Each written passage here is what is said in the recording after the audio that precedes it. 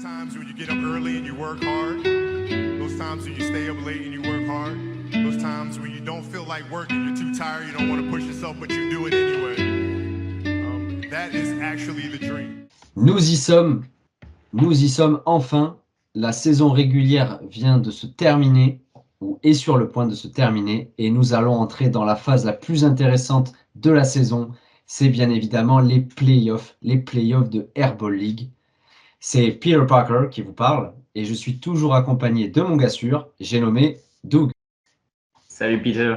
Ouais, très content d'être là pour le bilan de la saison régulière et les previews des playoffs. Ouais, on a hâte que ça commence. C'était une bien belle saison et la suite va être encore plus belle.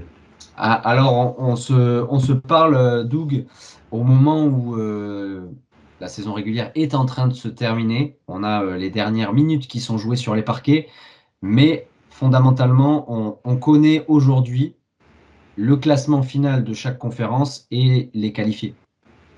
Tout à fait, ouais. Ça s'est joué aux deux derniers match-ups, on va dire.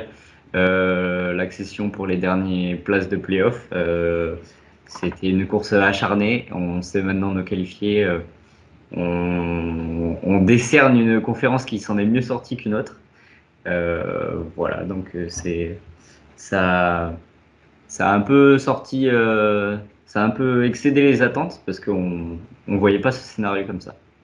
Ok, et donc nous allons pouvoir finalement regarder le classement final en commençant par quelle conférence d'ailleurs, Doug? À toi l'honneur. On peut commencer par la conférence Sud. Ok, conférence Sud.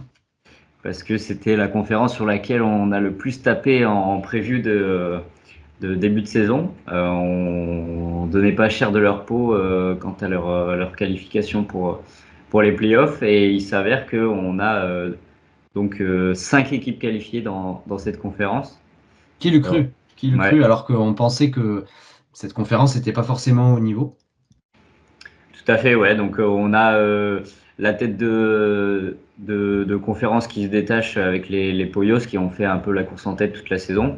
Derrière, ça s'est pas mal échangé les positions entre les Looney Tunes, très très bonne saison pour des rookies, et les Impériaux. Et ensuite, on a Charleston Bobcats qui ont commencé un peu timidement et là qui sont en train de faire une deuxième partie de saison régulière incroyable. Je crois qu'ils sont sur une série de victoires 7 et qui va même peut-être passer à 8.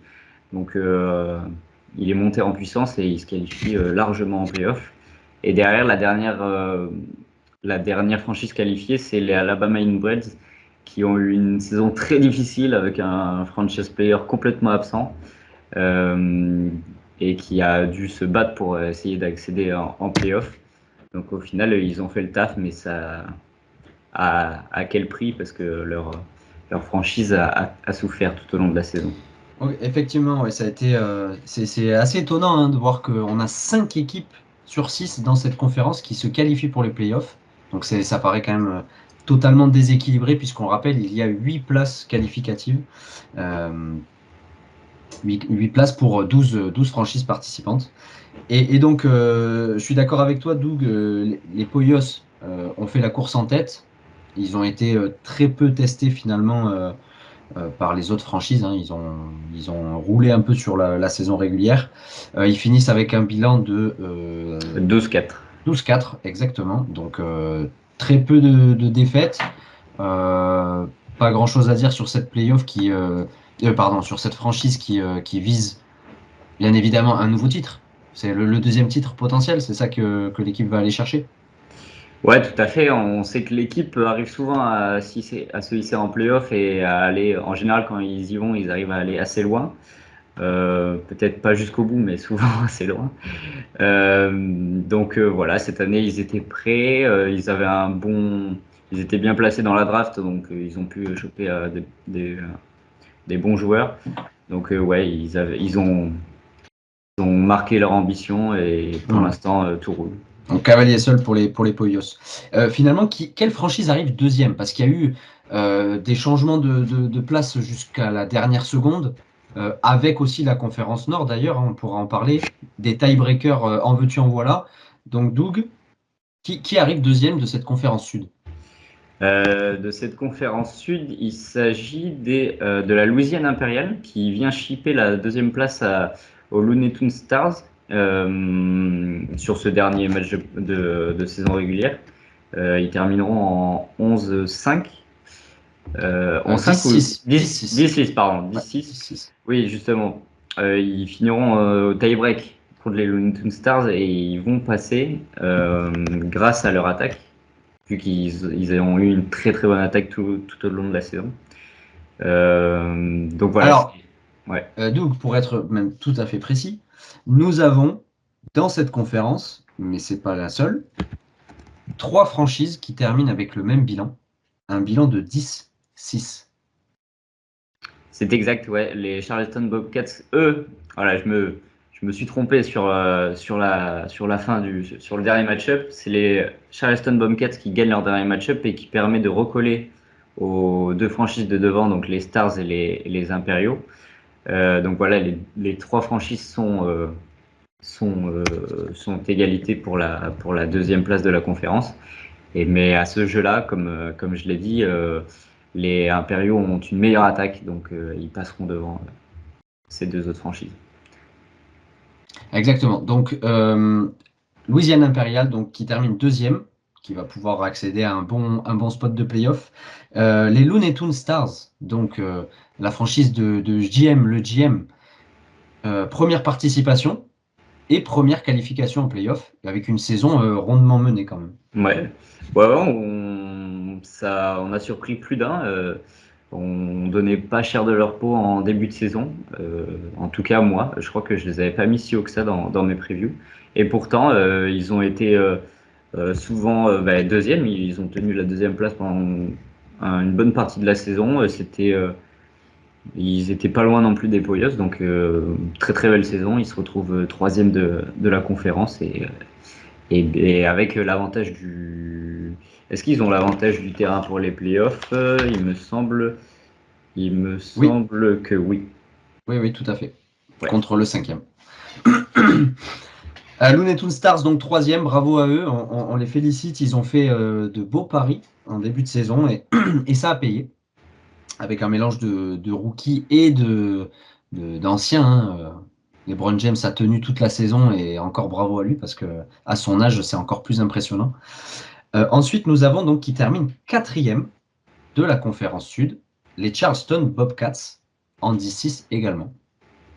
Ouais, donc comme on l'a dit, début de saison un peu timide et puis 8 victoires d'affilée pour terminer la saison. Il recolle au groupe de tête. Bon, malheureusement, ce sera un peu court pour avoir l'avantage du terrain, mais en tout cas, ils se sont bien montrés. Puis ils seront cinquième, donc ils joueront contre le quatrième. Il n'y a pas forcément une très grosse différence. Ils ne seront pas forcément outsiders dans ces matchs de playoff, donc comme on le verra. Mais Ouais, en tout cas, ouais, très bonne fin de saison. Ouais. Ouais, c'est ce que j'allais dire, très bonne fin de saison et pour eux ce qui compte c'est la dynamique, hein. Même s'ils n'ont pas l'avantage du terrain, personne n'aurait misé sur eux en début de saison, hein, quand on avait vu leurs premiers résultats. Un GM qui avait été peu investi au moment de la draft, ça faisait beaucoup quand même dans l'escarcelle des Bobcats. Mais bon, il faut croire qu'il y a eu un déclic et finalement ça a marché et ça les amène donc en playoff. Puisqu'il faut dire d'ailleurs que la franchise avait terminé dernière de saison régulière l'année dernière. Hein. Donc c'est une belle reconversion, on va dire, sur cette saison. Peut-être aidé par le first pick, justement. Voilà, un certain Nikola Jokic qui fait du bien dans les rangs, ça c'est certain. Ensuite, cinquième place, donc avant-dernier de la conférence Sud, et malgré tout qualifié, les Alabama Inbreds qui ont eu très très chaud. Ouais, c'est un peu une saison galère pour eux. Leur draft, je crois que toi, Peter, t'avais dit que dans leur draft, il n'y avait pas grand-chose que tu avais apprécié. C'est Donc, vrai. donc voilà, on l'avait pressenti que la saison allait être compliquée, mais malgré ça, on les avait quand même mis assez haut dans cette conférence parce qu'on sait que c'est quand même le GM et la franchise sont très expérimentés. Ils ont fait deux finales de playoff. Donc on savait qu'ils allaient se battre tant que ça tenait. Et donc ça a tenu jusqu'au bout, mais ça a été compliqué. Ça a été compliqué, hein. Ils ont eu, eh bien, finalement, mis à part le dernier match-up donc, qui leur permet de se qualifier, puisqu'ils l'emportent, ou ils sont sur le point de l'emporter face aux Looney Tunes Stars. Ils n'avaient gagné qu'un match sur les 4 dernières journées. Et une victoire face aux Kansas Butchers qui plus est, donc c'est pas forcément un exploit. Ça a été très difficile et je pense qu'ils sont contents d'accrocher ce dernier ticket au forceps. Ouais, je pense que à l'orgueil, ils l'ont eu. Ils voulaient le laisser à aucune autre franchise, montrer que le GM n'était pas au chômage, n'était pas à la retraite. Voilà, donc job is done, mais on verra pour l'étape suivante, ce sera peut-être compliqué. Le plus dur commence. Et enfin, les Kansas Butchers qui terminent dernier de la conférence Sud. Ils terminent dernier de l'ensemble de la ligue d'ailleurs, avec un bilan pas fameux hein, de 2-14, 2 victoires, 14 défaites. Doug. Ouais, ils étaient peut-être dans une division en dessous cette année. Malheureusement, ça a été un peu le défouloir de toutes les autres franchises de la conférence Sud. Voilà, bon, saison très compliquée. On espère pour eux que ça reviendra plus fort la saison prochaine. Avec, on l'espère pour eux aussi peut-être le first pick à la loterie. Donc voilà, c'était une bonne saison la saison passée, mais la continuité n'a pas été là. Ouais, ça a été compliqué hein, pour les Butchers cette année. 2 victoires seulement. 2 victoires contre les Bobcats et les Poyos. Donc ça, c'est le petit fun fact hein, quand même. C'est-à-dire que la franchise qui termine dernière a réussi à battre la première de saison régulière, malgré tout. Tout à fait. Et l'équipe avec la meilleure win streak de la saison. Voilà. Donc, bah, ciao, ciao les Butchers. Heureusement, c'est une ligue fermée et il n'y a pas de système de montée et descente parce que sinon, on aurait risqué de les retrouver en En RG N2. League. En N2. En N2, encore pire, en N2. Ok, Doug, donc ça c'était pour la conférence Sud donc qui qualifie 5 franchises. Et maintenant, on va passer sur l'autre versant, la conférence Nord. Ouais, donc pour la conférence Nord, la conférence qui était favorite sur le papier en début de saison, qui ne qualifie seulement que trois franchises. Et la course à la place, aux places de playoff a été mouvementée jusqu'à la dernière journée, vu que le premier, les New Jersey Westgate, qui étaient encore premiers jusqu'à l'avant-dernière, jusqu'à l'avant-dernier match-up, ne finiront pas premiers de cette conférence. Tout s'est joué sur le dernier match-up. Et donc, il s'agit des Syracuse Goats qui finalement parviennent à prendre la première place et donc auront le second seed, vu qu'il est protégé pour le vainqueur de la conférence Nord. Voilà, donc les Syracuse Goats qui avaient fait une fin de saison l'année dernière bizarre, ou en tout cas, on s'était posé beaucoup de questions. Ils avaient tanké alors qu'ils avaient sûrement une très bonne équipe pour jouer les playoffs. Bah, cette année, peut-être que le pari est gagnant. Finalement, ils ont réussi à choper un bon tour de draft et finalement, ils ont recommencé de plus belle. Ouais, tout à fait, Doug. Ils ont appris de leurs erreurs, il faut croire, et ils terminent sur 5 victoires d'affilée, puisqu'ils sont sur le point de battre les New Jersey West Guys. Donc, une fin en boulet de canon hein, aussi pour les Goats, qui leur permet de finir premier de la conférence Nord, puisque ils terminent avec un bilan de 10-6, qui est le même que celui des Wise Guys. C'était le dernier match de saison régulière pour la première place et finalement ils l'ont remporté. Petit fun fact également, les Goats sont invaincus face aux Wise Guys cette année, donc finalement la logique est respectée dans cette conférence. Et au tiebreaker, ils s'assurent la première place donc, de la conférence Nord et donc le second seed pour les playoffs. Et ça aura son importance. Donc. Ouais, tout à fait. Alors, on ne sait pas si c'est un cadeau empoisonné, parce qu'on verra les franchises qui sont un peu moins bien classées, mais qui sont tout aussi redoutables. Euh, donc ouais, au final, ils auront l'avantage du terrain pendant tous les playoffs jusqu'à la finale potentiellement, vu qu'ils sont second seed des playoffs. Voilà, bravo à eux. On les attend au tournant pour enfin jouer les playoffs. Ouais, tout à fait. Tout à fait. Et ensuite, en seconde position, donc c'est finalement les New Jersey Wise Guys qui terminent deuxième et qui sont qualifiés, qui étaient qualifiés déjà depuis un petit moment d'ailleurs, pour les playoffs. Donc, Ouais, comme on l'a dit, c'était la place décisive sur le dernier match-up entre les Wise Guys et les Goats. Euh, on verra à quelle position terminent les Wise Guys parce que au tiebreaker entre toutes les franchises qui ont fini en 10-6, ça a pas mal chamboulé le classement et donc les affrontements du premier tour en playoff. Et puis pour le troisième et dernier qualifié de la conférence Nord, il s'agit des tenants du titre que tout le monde voit favori, ou voyait favori. Enfin, quoique peut-être pas pendant les prévus, mais en tout cas voit toujours aussi fort que la saison passée. C'est les Scranton Lions du GM Bashir. Voilà, ils se sont qualifiés non sans difficulté, mais ils étaient toujours dans une bonne position. Jamais trop inquiétés, mais jamais trop. Ils survolaient pas forcément les débats. Voilà. ils ont eu un petit passage à vide, hein, c'est vrai, en fin de saison. Pas mal de blessures, je crois. Mais bon, ils se sont qualifiés.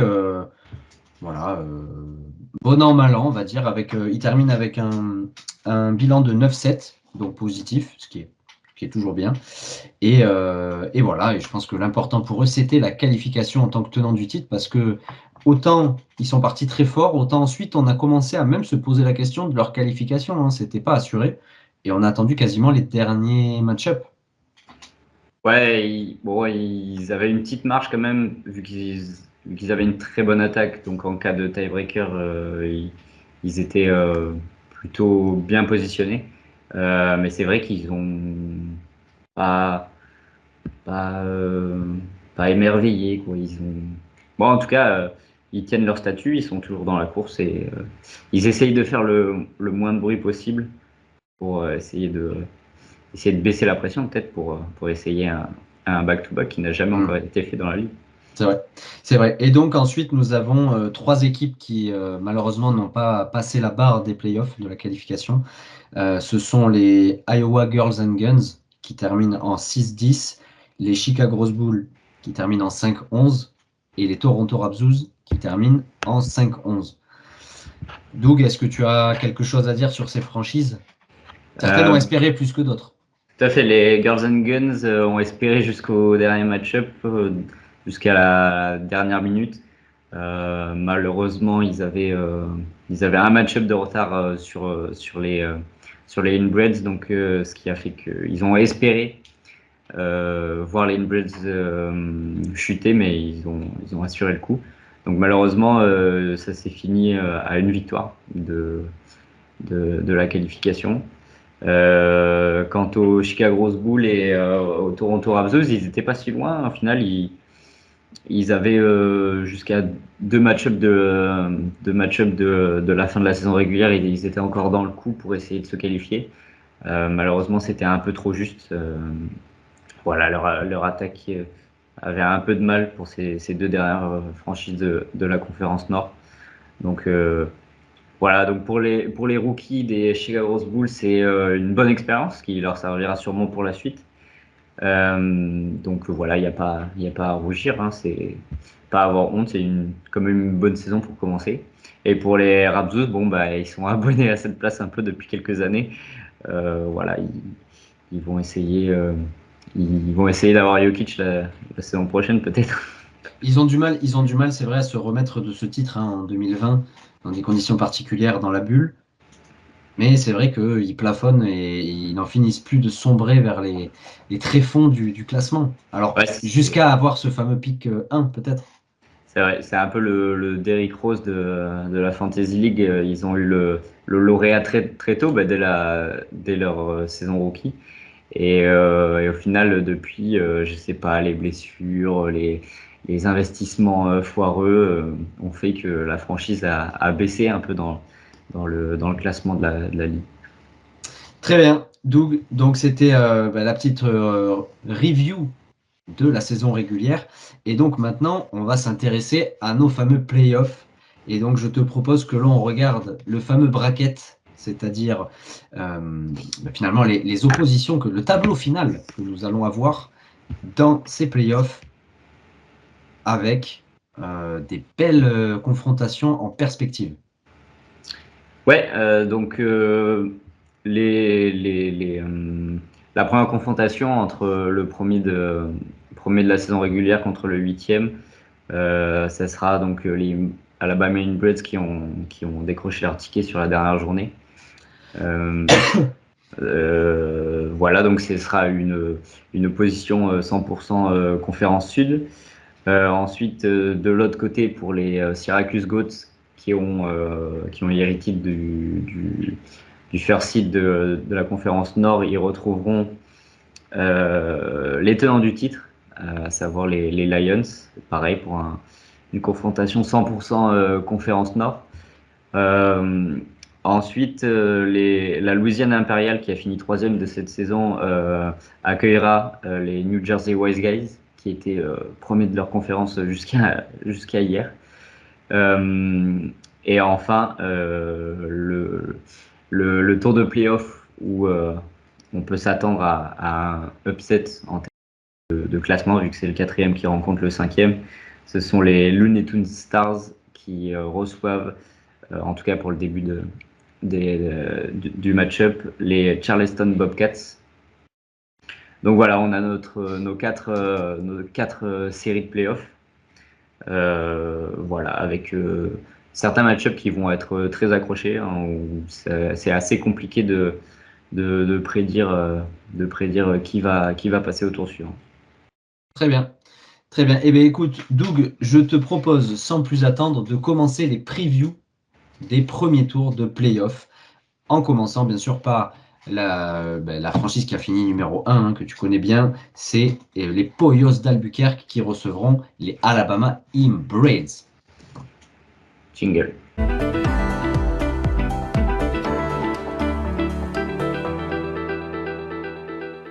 Tout à fait, donc les Albuquerque Pollos qui ont fait la course en tête toute la saison, donc qui s'assuraient un peu d'avoir le first seed en playoff, contre la franchise qui a lutté jusqu'au dernier moment, à savoir les Alabama Inbreds. C'est une confrontation qu'on a l'habitude de voir en playoff, vu qu'on l'a vu la saison passée en demi-finale de playoff, où c'était les Inbreds qui étaient passés. Et il y a 2 ans, ça devait être au premier tour de playoff, si je ne m'abuse, ou au deuxième, je ne sais plus. Pareil qu'il y avait vu cette fois les Pollos passer, donc ils se rencontrent assez souvent et c'est un peu à toi, à moi. Et bon, au vu du contexte et de la physionomie de cette saison, on a du mal à voir les outsiders d'Alabama passer. Pour moi, Albuquerque est quand même bien plus solide pour cette série. Ouais, alors c'est vrai que c'est deux équipes qui sont pas du tout dans la même dynamique, hein. On va avoir d'un côté, comme tu l'as dit, les Pollos qui ont roulé sur la saison, ils ont roulé sur les conférences et ils ont pu préparer. Surtout, c'est ça qui est important. Ils ont pu préparer les playoffs sereinement en forçant pas trop sur les joueurs. Step up au moment des playoffs, alors que du côté des Inbreds, on a joué le tout pour le tout et peut-être au détriment derrière d'une efficacité en playoff. Donc, c'est attention quand même pour les Pollos à pas se dire on a le match gagné, la confrontation elle est déjà pliée d'avance parce que on le rappelle, les playoffs c'est quand même un sport totalement différent de la saison régulière. Ouais, c'est sur les séries donc sont longues, donc il peut y avoir des dynamiques. On peut renverser la dynamique d'une semaine à l'autre vu que ça se déroule sur à minima 2 semaines. Donc je pense que ayant des connaissances du côté du coaching staff et du front office des Poyos, ils arrivent très confiants pour ce match-up. En revanche, ils savent qu'il faut assurer le coup. Alors, en fait, ils sont un peu tiraillés entre le fait d'essayer d'arriver au bout, d'essayer de viser, de viser les finales. En revanche, il ne faut pas justement passer trop vite à l'étape d'après sans avoir terminé la première étape, donc le premier tour de playoff. Donc voilà, attention à ça, aux étourderies. Alors que les New Bloods, on voit qu'ils cravachent sur cette fin de saison et en fait, c'est déjà une répétition pour les playoffs. Ils sont actifs sur la free agency, donc ils récupèrent pas mal de joueurs. Voilà, ça tourne bien. Donc eux, ils sont prêts. Ils vont jouer le coup à fond. Et donc c'est aux Poyos à ne pas se faire surprendre. Ouais, tout à fait. Et je te propose maintenant qu'on s'intéresse aux forces en présence dans ces deux équipes. On va vous afficher les rosters des deux franchises qui sont en confrontation. Doug, si je regarde le roster des Poyos, on a du lourd, on a du très très lourd, puisqu'on a du Lillard, on a du Jalen Williams, du Domantas Sabonis, du Booker, du Kawhi Leonard, qui est revenu d'ailleurs en deuxième partie de saison. Peu de blessés, et on a eu quelques petits paris qui ont été tentés du côté de Keon Johnson et du côté de Yusuf Nurkic. Est-ce que tu vois voilà, est-ce qu'il y a des choses qui te sortent, voilà, qui ont l'air d'être importantes dans ce roster, en bien ou en mal? Est-ce qu'il y a des interrogations ou au contraire, on se dit c'est très solide et finalement ça va rouler, quoi? Je pense oui que le roster est très solide. Ils ont les têtes d'affiche sont. Enfin, en fait, ils ont, je pense, un top 10. Enfin, leurs 10 meilleurs joueurs sont vraiment très très solides, très efficaces. Ils ont beaucoup d'assurance, très peu de loupés. En revanche, le fait que leur roster soit stack et qu'ils aient du mal à faire tourner, par exemple pour streamer, ça va peut-être être le point faible de la franchise, c'est est-ce qu'ils vont pouvoir streamer sans laisser partir des pièces importantes de leur effectif. Donc c'est ça la question en fait, c'est est-ce que juste avec leur roster tel quel, ça sera suffisant ou est-ce que le stream game, ils devront passer par un stream game intensif pour essayer de battre Alabama. Donc c'est un peu ça, ils sont un peu coincés dans leur roster complet et assez fourni quoi, de la première à la 13e, au 13e spot. Donc c'est un problème de riche finalement pour les Poyos d'Albuquerque. Ouais. Mais moi je vois quand même des joueurs qui pourraient partir si jamais ça cliquait pas. Je pense à du Andrew Wiggins, là on ne sait pas trop ce que ça va donner à Miami, à voir. Et puis surtout Stephen Castle, même si c'est un très bon joueur. Il y a De'Aaron Fox qui vient d'arriver aux Spurs. S'il est cantonné sur le banc et qu'il n'a pas l'occasion de s'exprimer, je pense que le GM sera capable de le lâcher sans trop de soucis. Ouais, Mais en tout cas, pardon, vas-y. Ouais, je suis d'accord avec toi. La chose importante, c'est que si les résultats ne suivent pas sur les premiers cartons ou même le premier match de la série, voilà, il faudra pas s'éterniser à garder ces joueurs-là qui peuvent être limite de roster, quitte à les lâcher parce que sinon ils pourront perdre quelques assets et quelques spots de stream qui pourront être bien utiles pour les playoffs. Donc c'est ça, essayer de maximiser les acquisitions mais sans dilapider leur roster. Donc ça va être ça qui est. Ah, c'est ça le problème. Et maintenant, intéressons-nous au roster des Alabama Inbreds. Alors clairement, on ne joue pas dans la même cour, mais ils auront leur mot à dire, puisqu'on a quand même du Donovan Mitchell, qui est le capitaine de cette équipe. On a du Dyson Daniels, qui a fait une très très belle saison, qui est un habitué de la franchise. Miles Bridges, quand il n'a pas des petits problèmes avec la justice, il est quand même très performant. On a Ausar Thompson, hein, le frère de Amen, qui sera dans l'équipe adverse, donc duel fratricide. Joel Embiid, grosse interrogation, hein, c'est lui qui peut faire basculer cette. Pour moi, il va faire basculer le match-up, soit dans un sweep ou quelque chose qui s'en rapproche, ou au contraire vers une confrontation plus équilibrée si jamais il joue de façon régulière. Ensuite, on a Trey Murphy the Third, qui fait lui aussi les beaux jours de Inbreds en cette fin de saison, surtout depuis maintenant le départ de Ingram, hein, d'ailleurs. On a du Cam Whitmore, on a du Tyus Jones, du Buddy Hield, du Kyle Kuzma, du Jarrett Allen, du Devin Vassell, du Alvarado et RJ Barrett sur le banc. Ah, on sent qu'on racle les fonds de tiroir là. Qu'est-ce que t'en penses? Ouais, en fait, ce qui va être très compliqué, c'est de jongler entre tous ces joueurs, ces mercenaires qui vont peut-être passer un soir et puis vont partir. Donc, je pense que la cadence de turnover dans le roster d'Inbreds est tellement élevée que c'est ça le plus compliqué, c'est de réussir à tenir avec cette cadence, avec cette rotation, de faire bouger toujours. Aller chercher des nouveaux joueurs en free agency, ça va être très compliqué de se retrouver des fois avec des joueurs qui restent un peu trop longtemps dans leur roster mais sont pas forcément hyper utiles ou produisent pas assez de stats malheureusement. Donc ouais, c'est ça. En tout cas, ils sont prêts, ils ont fait ça toute la fin de saison régulière, donc ils ont l'habitude, ils sont entraînés du côté du coaching staff. D'Inbreds, mais c'est ça le souci, c'est que peut-être le fond de roster est un peu léger. Un peu léger, ouais. Très bien, Doug, et je te propose de faire un petit pronostic.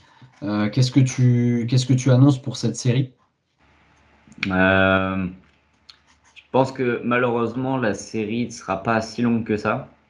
Et je dirais un 4-1 pour les Poyos. Je pense que les Inbreds peuvent les surprendre au début de la série. Pourquoi pas aller prendre un match à l'extérieur. Mais à partir du moment où les Poyos verront l'alerte, je pense qu'ils se reprendront en main et feront le nécessaire pour passer ce premier tour. Ok, très bien. Et de mon côté, ce sera simple, ce sera 4-0. Ciao, bonsoir. Malheureusement, je pense que les Inbreds, ils sont au bout du rouleau là. Je pense que si on regardait, ils ont moins de la moitié de leur roster de draft qui est encore dans la franchise. Donc, ils n'ont pas eu de chance. Ils ont eu beaucoup de blessures. Mais on l'avait dit lors de la preview de la draft. Ça sentait le injury prone à plein nez. Et manque de bol. On avait raison. Donc, moi, je pense que ça va être très compliqué. Je vois pas trop de faiblesse côté Poyos. Donc, moi, je vois un sweep. Mais les Inbreds auront fait quand même le nécessaire pour aller en playoff, donc bravo à eux. Et pour moi, les Poyos vont avancer vers le second tour.